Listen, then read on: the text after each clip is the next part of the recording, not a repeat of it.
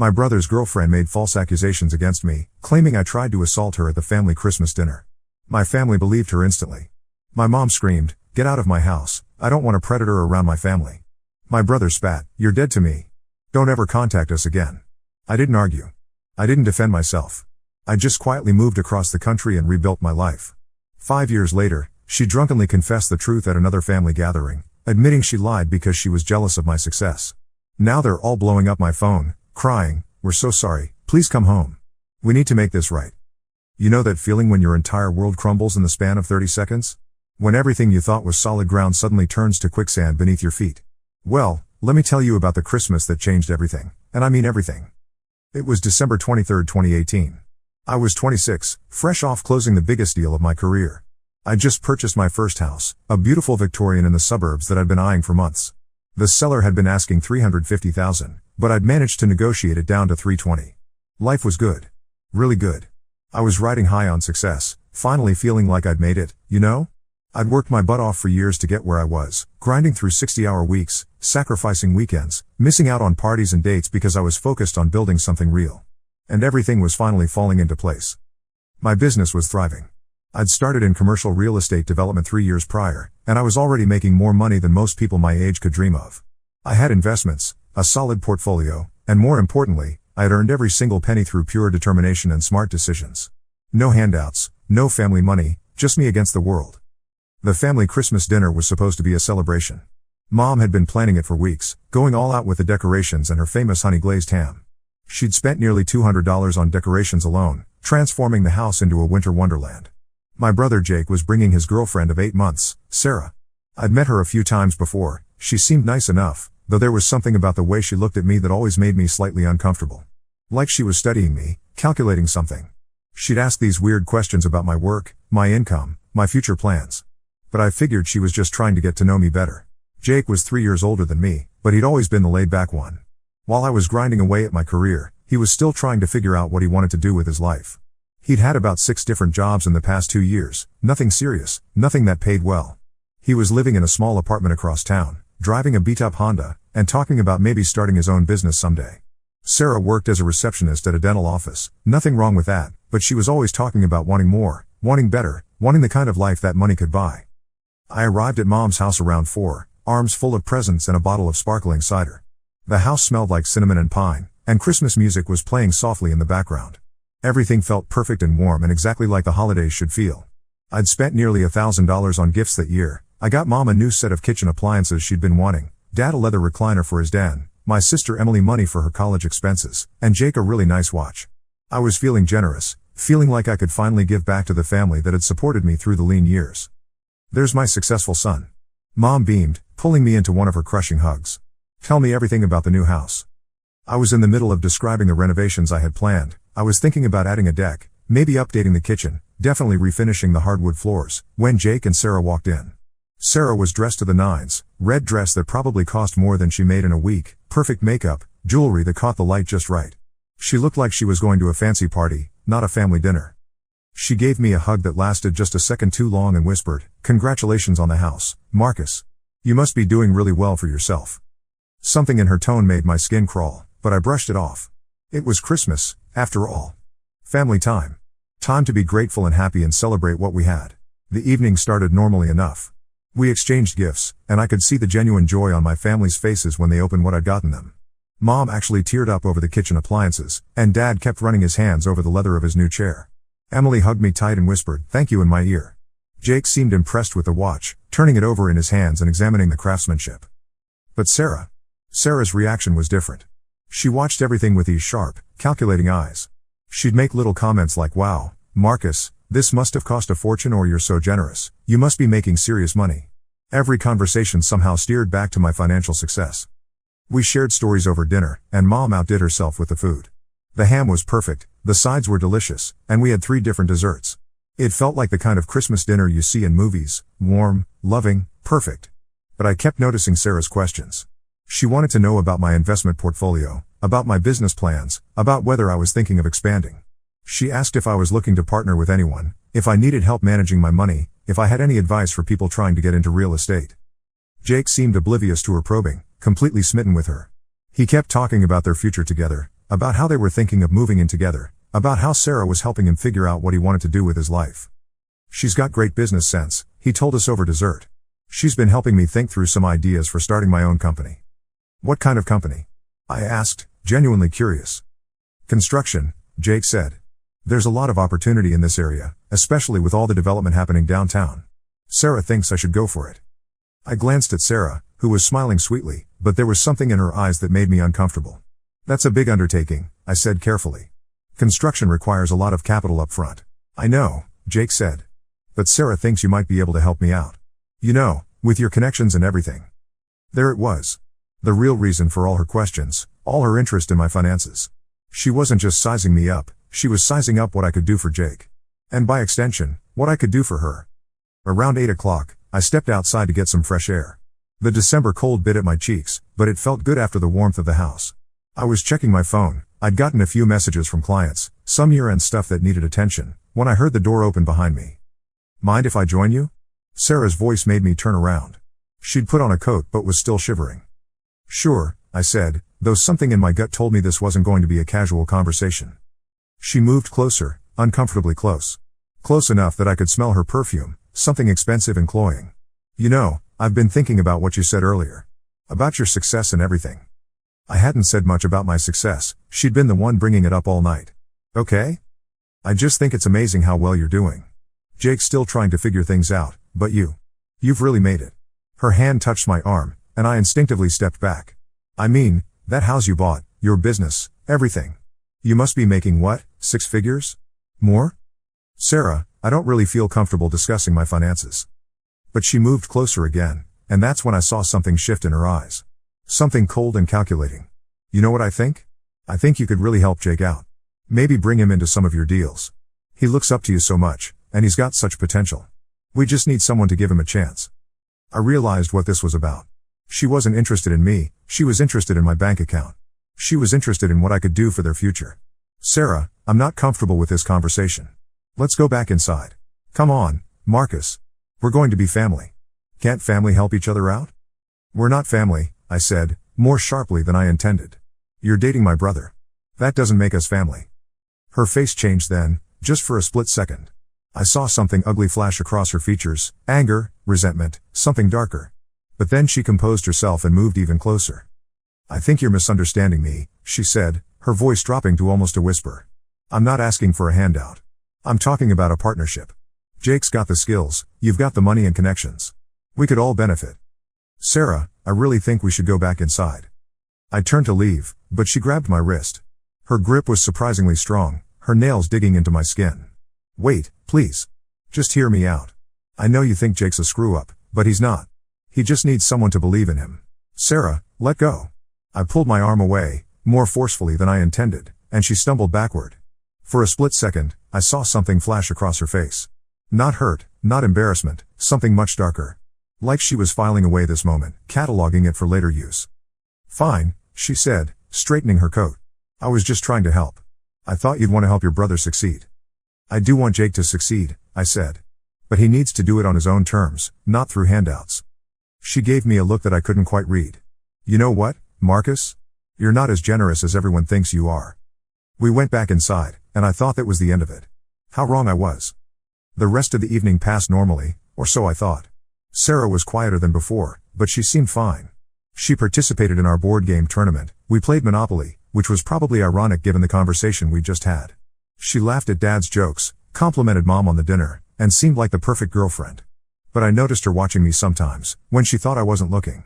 There was something in her eyes that made me uneasy. We watched a Christmas movie, some romantic comedy that Mom had picked out, and I was getting ready to leave when it happened. I was in the kitchen helping Mom clean up when we heard Sarah sobbing in the living room. Like, really sobbing. The kind of crying that sounds like someone's heart is breaking, the kind that makes everyone stop what they're doing and come running. It was so sudden, so unexpected, that we all froze for a moment. What's wrong, honey? Jake was instantly at her side, and the rest of us gathered around. Sarah looked up at us with tears streaming down her face, her mascara smudged, her perfect makeup ruined. She was shaking, actually shaking, like she was in shock. And then she pointed directly at me with a trembling finger. He tried to. She couldn't seem to get the words out. She was hyperventilating, gasping for breath between sobs. My blood ran cold. What? Outside, she whispered, her voice shaking. When we were talking outside. He grabbed me and tried to. She broke down into fresh sobs, burying her face in her hands. The room went dead silent. You could have heard a pin drop. I felt like I was watching this happen to someone else, like I was floating above my own body, watching this nightmare unfold. That's not what happened, I said, my voice barely above a whisper. But the damage was done. I could see it in their faces, the shock, the disgust, the immediate assumption of guilt. My own family, people who had known me my entire life, and they believed her instantly. No questions, no hesitation, no benefit of the doubt. She grabbed my wrist, I said, trying to keep my voice steady. I just pulled away. That's all that happened. Don't you dare blame her. Jake's voice was like a whip crack. Don't you dare try to make this her fault. I'm not making anything anyone's fault, I said desperately. I'm telling you what really happened. But Sarah was sobbing harder now, clinging to Jake like her life depended on it. He said I was beautiful. He said Jake didn't deserve me. He said he could give me things Jake never could. That's not true, I said, but my voice cracked. That's not what happened at all. Get out. Mom's voice was like ice. Get out of my house right now. Mom, please, just listen to me for 1 second. I don't want to hear it. She screamed, and I'd never heard her voice like that before. The rage, the disgust, the absolute certainty that I was guilty. I don't want a predator around my family. A predator? I felt like I'd been punched in the gut. Mom, I'm your son. You know me. You know I would never. I don't know you at all, she said, her voice breaking. How could you do this? How could you try to hurt this sweet girl? Jake was holding Sarah, his face twisted with rage and betrayal. You're dead to me, he spat. Dead to me. Don't ever contact us again. Dad just stood there, shaking his head, looking at me like I was a stranger. Like I was something disgusting that had crawled out from under a rock. My little sister Emily was crying, confused and scared, pressing herself against Mom's side. This is insane, I said, looking around the room at all of them. This is completely insane. You're going to believe someone you've known for 8 months over your own son? Your own brother? We believe victims, Mom said coldly. We believe women who have the courage to speak up against predators. Have you ever had a moment where you knew that speaking up would only make things worse? Where you realized that the truth didn't matter because everyone had already made up their minds? Where you could see that anything you said would just be used against you? That's exactly what happened to me. I could see it in their eyes, they wanted to believe her. Maybe it was easier than admitting they'd invited a liar into their family. Maybe it was easier than dealing with the complexity of the situation. Maybe they needed someone to blame, someone to be angry at, and I was the perfect target. I'm calling the police, Dad said quietly. No, Sarah said quickly, looking up from Jake's shoulder. No, please. I don't want to go through all that. I just want him to leave. How convenient. How perfectly calculated. She didn't want to involve the police because she knew there was no evidence, because she knew her story wouldn't hold up under scrutiny. But she also knew that the threat of police involvement would make my family even more convinced of my guilt. I didn't argue anymore. I didn't defend myself. I didn't scream about how unfair it was or how they should know me better than that. I just looked at each of them one last time, my mother's face twisted with disgust, my brother's eyes filled with hatred, my father's disappointed shake of the head, my sister's confused tears. I'm sorry you feel that way, I said quietly, and I walked out of that house knowing I'd never be welcome there again. The drive home was surreal. I kept expecting to wake up, to realize this was all some horrible nightmare. But it was real. My family had just disowned me based on a lie. They'd thrown away 26 years of love and trust in a matter of minutes. I sat in my car in my driveway for an hour, just staring at my house. The house I'd been so proud of, the house I'd wanted to show off to my family, the house that was supposed to represent everything I'd accomplished. It felt empty now. Meaningless. The next few days were a blur. I kept expecting them to call, to apologize, to realize they'd made a mistake. But my phone stayed silent. I tried calling Jake, but he'd blocked my number. I tried texting Mom, but my messages wouldn't go through. I tried reaching out to Emily, but she didn't respond. I drove by the house on Christmas Day, hoping to see them, hoping to have a chance to explain.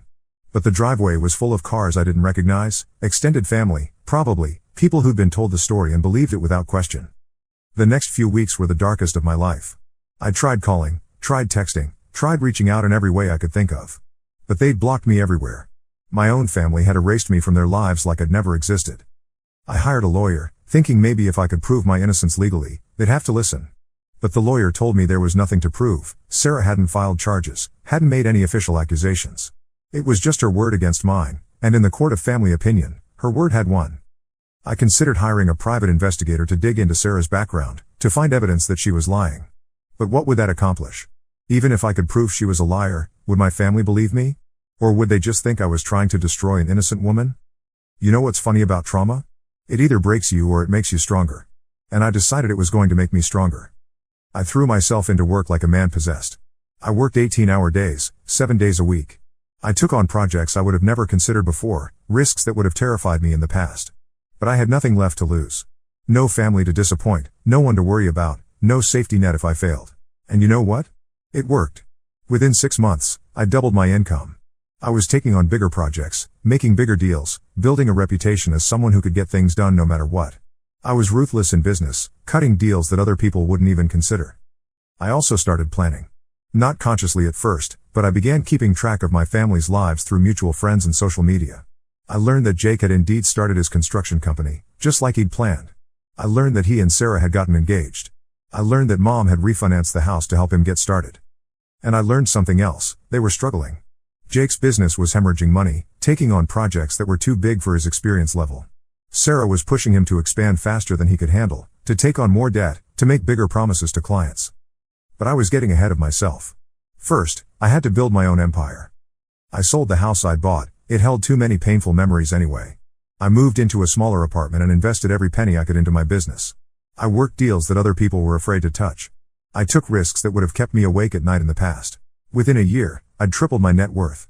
I was making more money than I'd ever dreamed of, and I was just getting started. I expanded into commercial development, then into property management, then into investment consulting.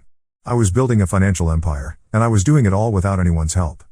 I also started dating again, though I was careful. Really careful. Sarah had taught me that people could lie, that they could manipulate, that they could destroy your life with a few well-placed words. I built walls around myself that were 10 feet thick and topped with barbed wire. The women I dated were successful in their own right: doctors, lawyers, business owners. Women who didn't need my money, who couldn't be bought or manipulated. But even then, I kept my guard up. I never let anyone get too close, never let anyone see the real damage that had been done. I had friends, good ones, but I never told them the whole story. How could I? How do you explain that your entire family disowned you over something you didn't do? How do you make people understand that sometimes the truth doesn't matter? 2 years passed. Then 3. Then 4. I kept building my empire, kept making more money, kept proving to myself that I was worth something even if my family couldn't see it. I bought a penthouse apartment in the city, a vacation home in the mountains, a collection of classic cars. I had everything I'd ever wanted materially, but I was emotionally bankrupt.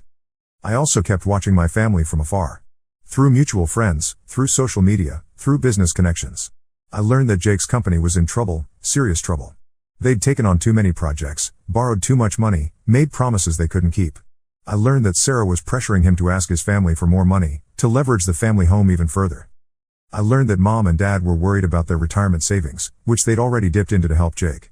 I learned that Emily was struggling with student loans, working 2 jobs to pay for school. I learned that the whole family was under financial stress, largely because of Jake's failing business. And I learned something else: Sarah was cheating on Jake. My private investigator, yes, I'd eventually hired one, had photos of her with at least 3 different men over the course of 6 months. But I didn't do anything with that information. Not yet. I was waiting for the right moment, the perfect opportunity to use it. But then, on a rainy Tuesday in October, 5 years after that Christmas night, my phone rang. I almost didn't answer. It was my sister Emily, and I hadn't spoken to her in over 5 years. My heart pounded as I stared at her name on the screen. Part of me wanted to let it go to voicemail, to maintain the wall I'd built around my life. But curiosity won out. "Hello?" My voice came out rough, uncertain. "Oh my," you answered. Emily's voice was thick with tears. "I can't believe you actually answered." "Emily, what's wrong?" "Everything," she sobbed. "Everything is wrong. We were so wrong. I'm so sorry. I'm so sorry." I felt like I was underwater, like the sounds were reaching me through thick glass. "What are you talking about?" Sarah confessed. Last night at Jake's birthday party. She was drunk and she confessed everything. She made it all up. She lied about everything. The world tilted sideways. I had to sit down, my legs suddenly unable to support me. "What?" She said she was jealous of you. Of your success. She thought if she could get you out of the picture, Jake would be more likely to focus on making money like you did.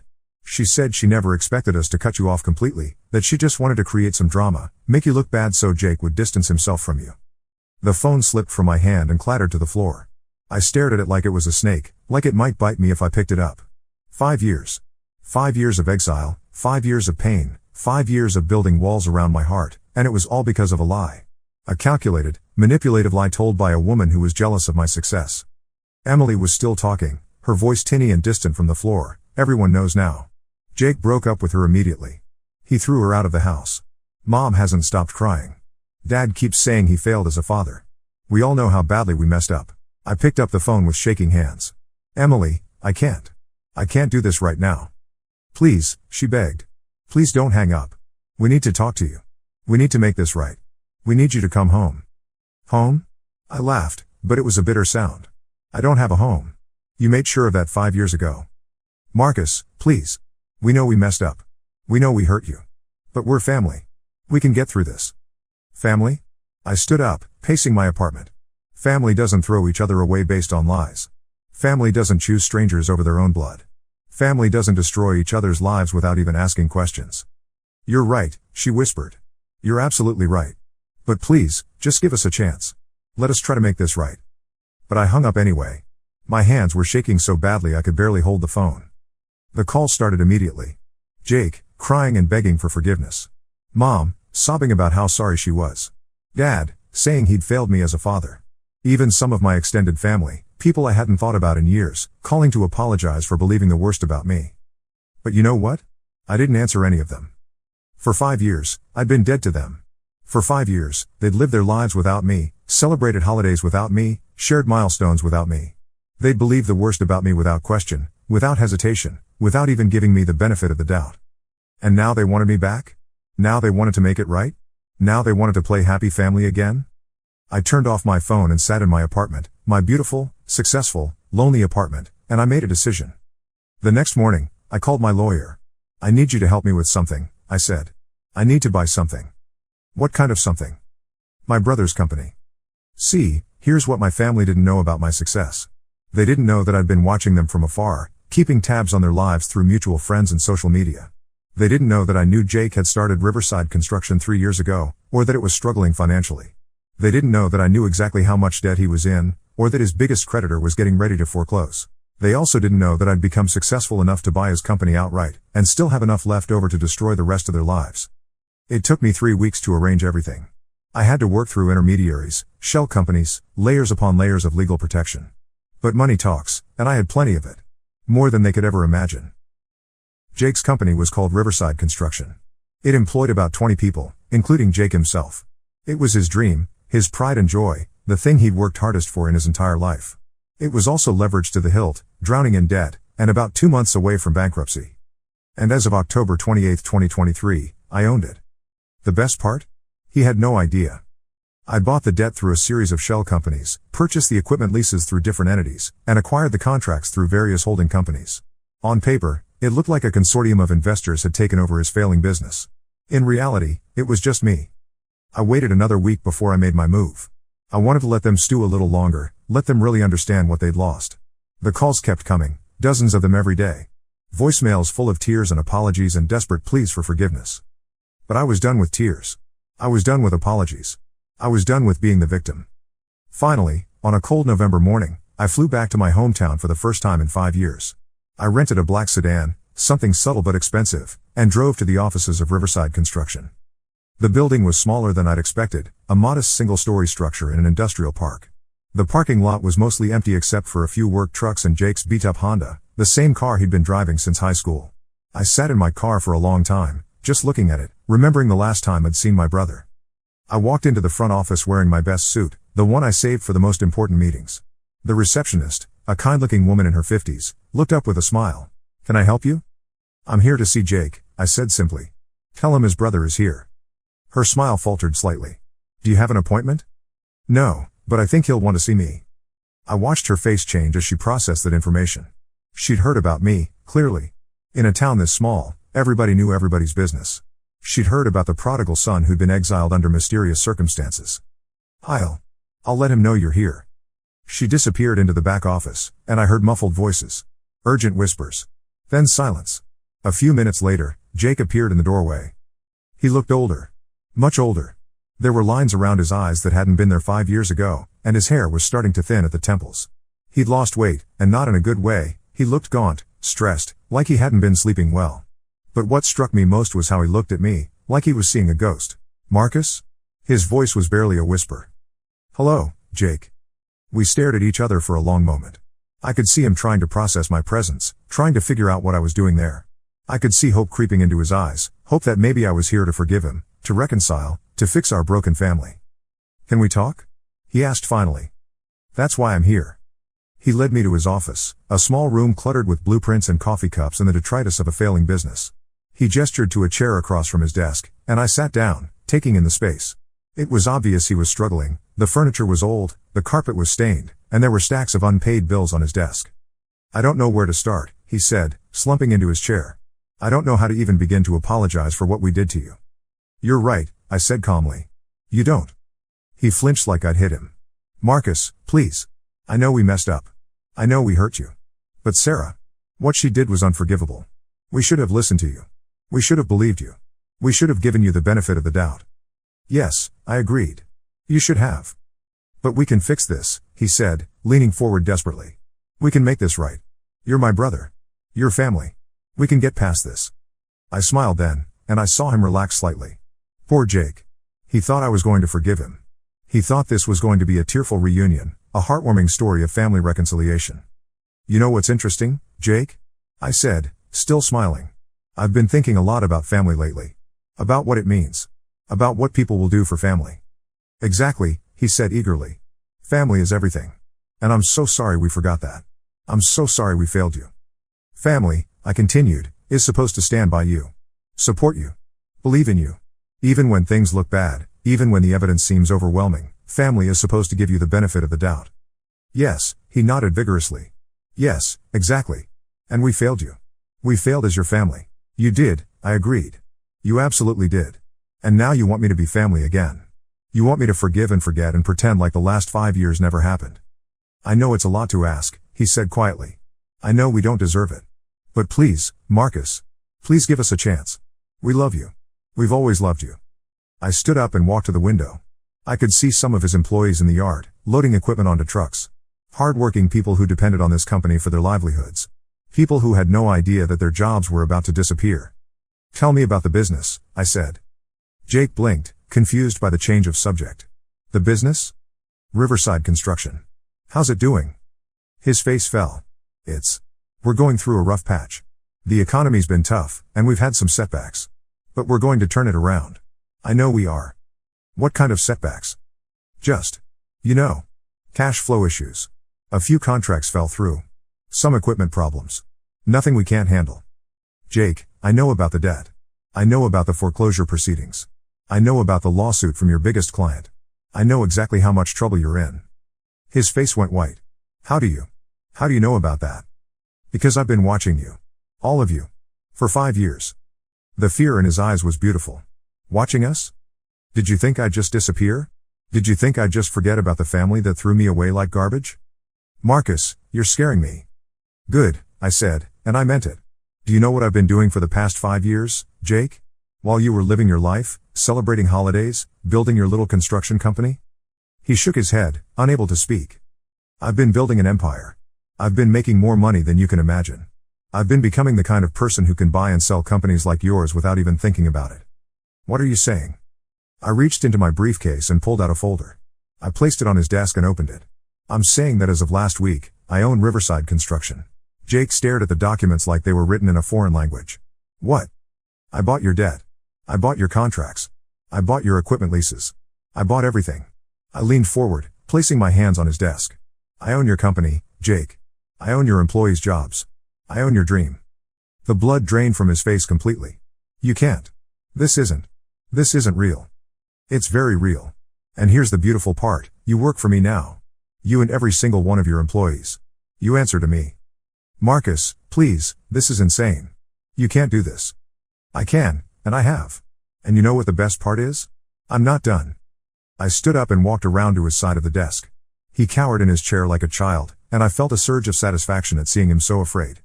I know about Mom's mortgage. Did you know she's 3 months behind on her payments? She refinanced the house to help you start this business, and now she's about to lose everything. And Dad's medical bills from his surgery last year? Still outstanding. Emily's student loans? In default. Stop, he whispered. Please stop. I've been buying up all of your family's debt, Jake. Mom's mortgage, Dad's medical bills, Emily's loans, even your credit cards. I own all of it. All of you. The truth hit him like a physical blow. His mouth opened and closed like a fish gasping for air. Why? He finally managed to ask. Why would you do this? Because you threw me away, I said simply. Because you chose to believe a lie rather than trust your own brother. Because you made me dead to you. But Sarah confessed. She admitted she lied. We know the truth now. The truth? I laughed, and it was not a pleasant sound. The truth is that you destroyed my life based on the word of a woman you'd known for 8 months. The truth is that you chose her over me without hesitation. The truth is that you're only sorry now because you got caught. That's not true. We love you. We've always loved you. If you loved me, you would have believed me. If you loved me, you would have given me the benefit of the doubt. If you loved me, you would have stood by me when I needed you most. Jake was crying now, big ugly sobs that shook his whole body. Please, Marcus. Please don't do this. I'm begging you. Now you're begging, I said softly. Now you're desperate. Now you know how it feels to lose everything. What do you want? He asked through his tears. What do you want me to do? I want you to understand, I said. I want you to know what it feels like to have your family turn their backs on you. I want you to know what it feels like to lose everything you've worked for. I want you to know what it feels like to be powerless. And then what? After I understand? After I've suffered enough? Will you forgive us then? I was quiet for a long moment, looking at this broken man who used to be my brother. No, I said finally. I don't think I will. His face crumpled. Marcus, please. I'm your brother. No, I said, walking toward the door. You stopped being my brother 5 years ago. You made that choice. Now you get to live with it. I paused at the door and looked back at him. Oh, and Jake? You should probably start looking for a new job. I've decided to shut down Riverside Construction. Effective immediately. I walked out of that office and drove straight to my lawyer's office. Within an hour, I'd signed the papers to liquidate Riverside Construction. 20 people lost their jobs that day, including my brother. But I wasn't done. Not even close. Next, I visited the bank that held Mom's mortgage. I owned the debt, which meant I could call it in at any time. I gave her 2 weeks to pay the full amount, nearly $200,000, or face foreclosure. Dad's medical bills were next. The heart surgery he'd had the previous year had cost over $100,000, even with insurance. I demanded immediate payment in full, knowing he couldn't afford it. Emily's student loans were the easiest. I simply refused to approve any payment plans or extensions. Pay in full, all $60,000, or face collections. Within a month, I'd destroyed their financial lives completely. Mom lost the house she'd lived in for 30 years. Dad had to declare bankruptcy, which destroyed his credit and made it impossible for him to get the medication he needed for his heart condition. Emily had to drop out of graduate school and move back home, except there was no home to move back to. Jake lost everything, his company, his truck, his apartment. He was forced to move in with a friend, taking odd jobs to pay for basic necessities. The stress of losing everything caused him to develop panic attacks and depression. And through it all, they kept calling me. Begging, pleading, crying. But I never answered. You might think this is where the story ends. You might think I'd gotten my revenge and that would be enough. But you'd be wrong. Because I discovered something interesting about revenge. It's addictive. The more damage I caused, the more I wanted to cause. Every tear they shed, every desperate voicemail they left, every sleepless night they endured, it all fed something dark inside me that had been growing for 5 years. So I kept going. I bought the apartment complex where Jake's friend lived and evicted them both.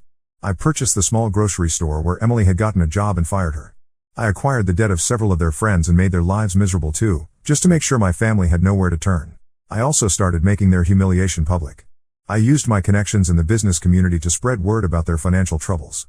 I made sure everyone knew that the family who had disowned their own son was now destitute and desperate. But the real masterpiece was what I did to Sarah. Remember, I had evidence of her cheating. Photos, hotel receipts, credit card statements, everything I needed to destroy her reputation completely. But I didn't just release the information randomly. I was much more strategic than that. First, I made sure she couldn't find another job. I used my network to blacklist her from every dental office in the state. Then I arranged for her landlord to evict her by buying her apartment building and raising her rent to an impossible level. But the coup de grace was the billboards. I rented 3 billboards in strategic locations around town, one near the mall, one near the main shopping district, and one near the college where Emily had been attending school. Each billboard featured a large photo of Sarah with the caption, "This woman falsely accused an innocent man of assault. Don't let her do it again." I know what you're thinking, wasn't that going too far? Maybe.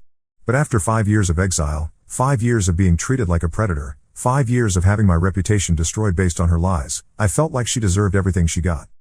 The billboards stayed up for 6 months. Long enough for everyone in town to see them, to understand what kind of person Sarah really was. Long enough to destroy any chance she had of rebuilding her life in our hometown. After that, Sarah disappeared completely.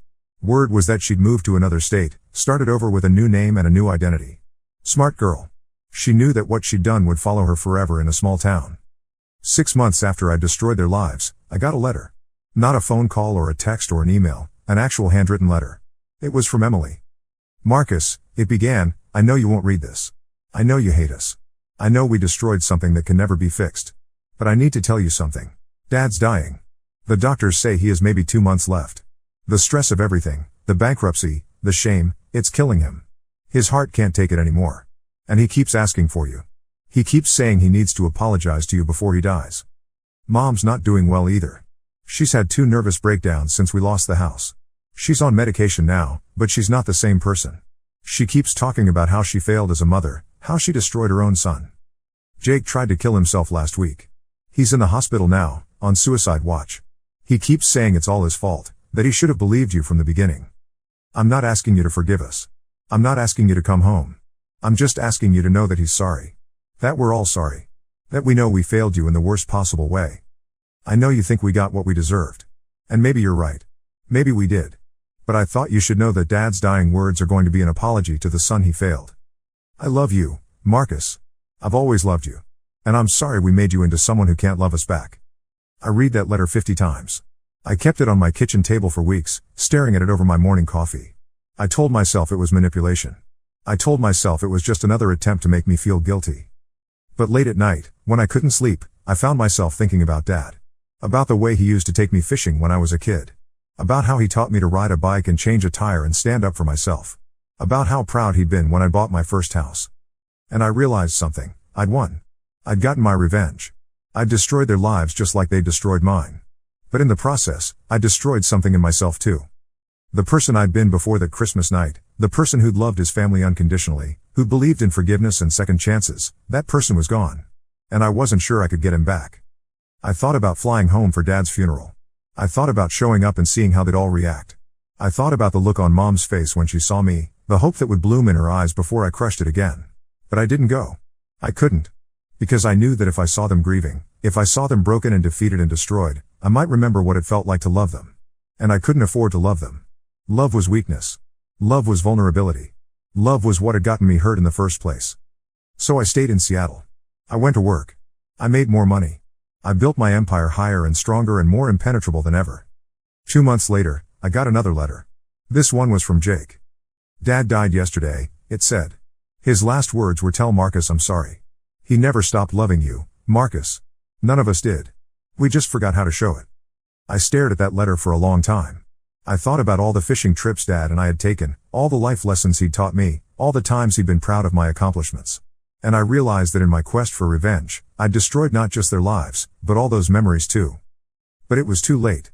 The damage was done. Dad was gone, and I'd made sure his last years were filled with shame and regret. I'd made sure he died knowing that his son hated him. And you know what? I felt nothing. No satisfaction, no regret, no sadness. Just emptiness. Like I'd carved out everything human inside myself and replaced it with ice. The phone calls stopped after that. The letters stopped too. I assumed they finally understood that I wasn't going to answer, that I wasn't going to forgive, that the brother they'd known was gone forever. I heard through business contacts that Mom had been institutionalized after Dad's death.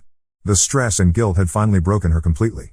She spent her days staring out windows, talking to imaginary visitors, asking when Marcus was coming home. Jake recovered from his suicide attempt, but he was never the same. He became a shell of his former self, working minimum wage jobs and living in cheap motels. The guilt of what they'd done to me, combined with the devastation I'd inflicted on them, had broken something fundamental inside him. Emily managed to finish school eventually, but it took her years longer than it should have. She worked 3 jobs to pay for it, living in a studio apartment and eating ramen noodles for dinner. She never married, never had children. I think she felt like she didn't deserve happiness after what they'd done to me. But here's where the story takes an interesting turn. Because about a year after Dad's death, I made a discovery that changed everything. I was going through some old files, estate documents, financial records, things like that, when I found something that made my blood run cold. It was a letter Dad had written to me but never sent. It was dated 3 months after that Christmas night, after they'd thrown me out of their lives. The letter was heartbreaking. In it, Dad admitted that he'd had doubts about Sarah's story from the beginning. He said he'd noticed inconsistencies in her account, things that didn't add up. He said he'd wanted to reach out to me, to give me a chance to explain, but Mom had forbidden it. But the most devastating part was what came next. Dad wrote that he'd hired a private investigator to look into Sarah's background. And what he'd found had convinced him that I was telling the truth. Sarah had a history of making false accusations. She'd done it twice before, once in high school and once in college.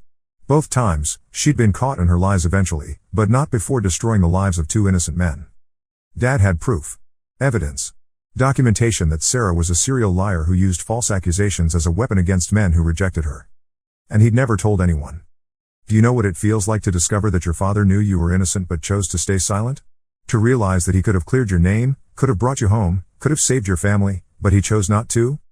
I sat in my apartment reading that letter over and over again, trying to process what it meant. Dad had known I was innocent. He'd had proof. But he'd chosen to protect Sarah's reputation over his own son's life. Why? Why would he do that? The answer was in the last paragraph of the letter. I know you're innocent, son. But if I speak up now, it will tear our family apart. Jake loves Sarah. He's planning to propose to her. If I destroy her, I'll destroy him too. I'm sorry, Marcus. I'm so sorry. But I can't sacrifice one son to save another. So he'd sacrifice me instead. He'd chosen Jake's happiness over my life. He'd let me be exiled, let me be branded as a predator, let me lose everything, all to protect Jake from the truth about the woman he loved. I won't lie to you, that letter broke something inside me that I didn't even know was still intact. The last vestiges of love I'd had for my family crumbled to dust. They hadn't just believed Sarah's lies, they'd known the truth and chosen to ignore it. But it also gave me an idea. A final, devastating blow that would complete my revenge. See, Jake had never remarried after Sarah. He'd been so traumatized by her betrayal, so broken by everything that had happened, that he'd sworn off relationships completely. But I knew that deep down, he still blamed himself for bringing Sarah into our family. He still carried guilt for not seeing through her lies. So I decided to give him a gift. The truth. I made copies of everything, Dad's letter, the private investigator's report, all the evidence that proved Sarah was a serial liar. I put it all in a manila envelope and had it delivered to Jake's current address. Along with the evidence, I included a note. Dad knew. He knew you were engaged to a liar, and he chose to protect her instead of me. He let me be destroyed to preserve your happiness. I hope it was worth it. I never heard back from Jake after that. I don't know what he did with the information, how he processed the truth about Dad's betrayal. But I imagine it destroyed whatever remained of his ability to trust anyone, including himself. And that was my final revenge. Not just destroying their lives financially, but making sure they understood the full scope of the betrayal. Making sure they knew that Dad could have saved me but chose not to. Looking back now, 7 years after that Christmas night, I can see that my revenge was complete. I'd taken everything from them, their money, their home, their security, their dignity, their hope. I'd made sure they understood the consequences of their choices. I'd proven that I was stronger, smarter, and more ruthless than any of them had imagined. But you know what the strangest part is? I don't feel satisfied. I don't feel vindicated. I don't feel like I've won anything at all. I feel empty. Hollow. Like I've carved out everything human inside myself and replaced it with something cold and calculating and utterly alone. I'm successful beyond my wildest dreams. I have more money than I can spend in a lifetime. I have respect in the business community, a reputation as someone who gets things done. I have everything I thought I wanted. But I don't have a family. I don't have anyone who loves me unconditionally. I don't have anyone to share my successes with, anyone to lean on when times get tough, anyone who cares about me for who I am rather than what I can do for them. I've become exactly what they accused me of being that Christmas night, a predator. Not in the way they meant, but in a much more fundamental way. I've become someone who destroys lives for sport, who takes pleasure in other people's pain, who sees relationships as transactions to be manipulated. Sometimes I wonder what would have happened if I'd made different choices. What if I'd fought harder to prove my innocence? What if I'd been more persistent in trying to reconcile with them after Sarah's confession? What if I'd chosen forgiveness over revenge? But then I remember Dad's letter, and I know that forgiveness would have been wasted on them. They didn't deserve it. They'd proven that their love was conditional, that they'd choose comfortable lies over uncomfortable truths, that they'd sacrifice one family member to protect another. Still, there are nights when I lie awake wondering if I've become the monster they always thought I was. There are moments when I catch myself in the mirror and don't recognize the person staring back at me. There are times when I question whether my revenge was justice or just cruelty. But then I remember that Christmas night. I remember the look of disgust in Mom's eyes, the hatred in Jake's voice, the way they threw me away without a second thought. And I remember that they created this version of me. They turned me into someone who could destroy lives without blinking. The real question is, was it worth it? Was my revenge worth becoming someone I don't recognize? Was proving my point worth sacrificing my soul? I honestly don't know. And that uncertainty, that moral ambiguity, that's what keeps me awake at night. Because here's the truth about revenge, it doesn't make you whole again. It doesn't undo the damage that was done to you. It doesn't bring back the person you used to be. All it does is spread the pain around. All it does is create more victims. All it does is prove that you can be just as cruel as the people who hurt you. And maybe that's the real tragedy of this whole story. Not that my family betrayed me, not that Sarah lied about me, not that I lost everything I thought mattered. The real tragedy is that in my quest to make them pay, I became someone who was capable of making an entire family homeless, jobless, and hopeless. I became someone who could destroy lives systematically and feel nothing but satisfaction. I became the villain in someone else's story. But you know what? I'd do it all again. Every single decision, every calculated move, every moment of their suffering, I'd orchestrate it all exactly the same way. Because they deserved it. Because they made their choice that Christmas night, and choices have consequences. Because they proved that family loyalty is a myth, that unconditional love doesn't exist, that people will always choose the easy lie over the difficult truth. So here I am, 7 years later, sitting in my penthouse apartment, surrounded by all the material success I could ever want, completely and utterly alone. And I'm fine with that. I've learned to be comfortable with solitude, to find satisfaction in my work, to build walls so high that no one can hurt me again. The phone doesn't ring anymore. The letters don't come. My family has finally accepted that I'm lost to them forever, that the brother and son they once knew is gone. And they're right. He is gone. He died that Christmas night when they chose a liar over their own blood. What's left is something harder, colder, more dangerous. Something that can buy and sell people's dreams without feeling a thing. Something that can destroy families and sleep soundly at night. Something that learned the most important lesson of all. Love is a weakness that will be used against you, and the only person you can truly count on is yourself. So what do you think? Was I justified in my revenge? Did they get what they deserved? Or did I become the monster they accused me of being? The answer probably depends on your perspective. If you believe in forgiveness and second chances, you probably think I went too far. If you believe in justice and consequences, you probably think they got exactly what was coming to them. But here's what I know for certain. I won. I proved that I was stronger, smarter, and more ruthless than any of them imagined. I showed them what happens when you throw away someone who loves you based on lies. And if that makes me the villain in this story, I'm okay with that. Because sometimes the villain is the only one left standing at the end. Sometimes the villain is the only one who refuses to be a victim. Sometimes the villain is the only one who understands that the world is cruel and unfair, and the only way to survive is to be crueler and more unfair than everyone else. My name is Marcus, and this is my story. The story of how I became everything my family feared I was, and how it was the most satisfying transformation of my life. Because in the end, revenge isn't about getting even. It's about proving that you're better than the people who tried to destroy you. And I am better. I'm richer, more successful, more powerful, and more independent than any of them will ever be. I'm also completely alone, emotionally bankrupt, and incapable of forming genuine human connections. But you know what? That's a price I'm willing to pay. Because the alternative, forgiving them, trusting them, loving them again, would have meant accepting that what they did to me was okay. It would have meant validating their choice to believe lies over truth, strangers over family, comfort over justice. And I couldn't do that. I couldn't let them think that destroying someone's life has no consequences. So I gave them consequences. I showed them what it feels like to lose everything. I made sure they understood the price of their betrayal. And now, 7 years later, I'm still standing while they're broken and scattered and destroyed. If that's not victory, I don't know what is. The only question left is whether it was worth becoming someone I don't recognize to achieve it. But I suppose that's a question for another day. For now, I'm content to sit in my penthouse, count my money, and remember the look of absolute terror in Jake's eyes when he realized I owned his entire life. Because that look, that moment of understanding, that recognition of just how completely he'd underestimated me, that was worth everything I sacrificed to see it. That was my revenge. Complete, devastating, and absolutely final. And it was beautiful.